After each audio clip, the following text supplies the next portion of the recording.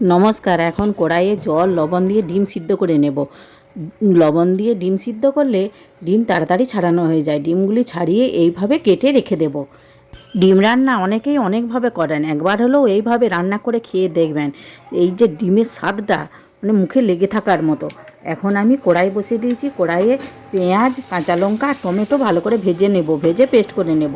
কড়াইয়ে তেল, তেজপাতা, শুকনো লঙ্কা, পাঁচফোড়ন আর গোটা জিরে দিয়ে 1 চামচ আদা রসুন পেস্ট, জিরে গুঁড়ো, হলুদ গুঁড়ো, ধনে গুঁড়ো, লঙ্কা গুঁড়ো আর কাশ্মীরি লঙ্কা গুঁড়ো সবই আমি হাফ চামচ করে দিয়েছি। তেলে 1 মিনিট কষে নেব। তারপরে সেই বাকি মশলাটা পেস্ট করে রেখেছিলাম সেইটি দিয়েও 2-3 মিনিট কষে নেব। অল্প জল দিয়েও ভালো করে কষে নেব। স্বাদ মতো লবণ দিয়ে দেব। মশলা ফুটে গেছে। এখন আমি অন্য কড়াইয়ে ডিমগুলি ভালো করে ভেজে নেব। ভেজে ওই মশলাটি ডিমের মধ্যে দিয়ে ফুটিয়ে দিলেই কিন্তু রান্না রেডি।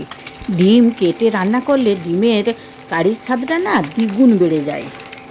এইভাবে একবার হলেও বাড়িতে রান্না করবেন। আর যদি রান্না করেন কমেন্ট করে জানাতে ভুলবেন না কিন্তু। আশা করছি আমার রেসিপিটি আপনাদের নিশ্চয়ই খুবই ভালো লেগেছে। ভালো লেগে থাকলে একটা লাইক, কমেন্ট ও শেয়ার করবেন। প্লিজ সাবস্ক্রাইব করবেন। আর ইউটিউব থেকে দেখলে ফলো করবেন। আপনারা ভালো থাকবেন, এইভাবে সহযোগিতা করবেন। ধন্যবাদ।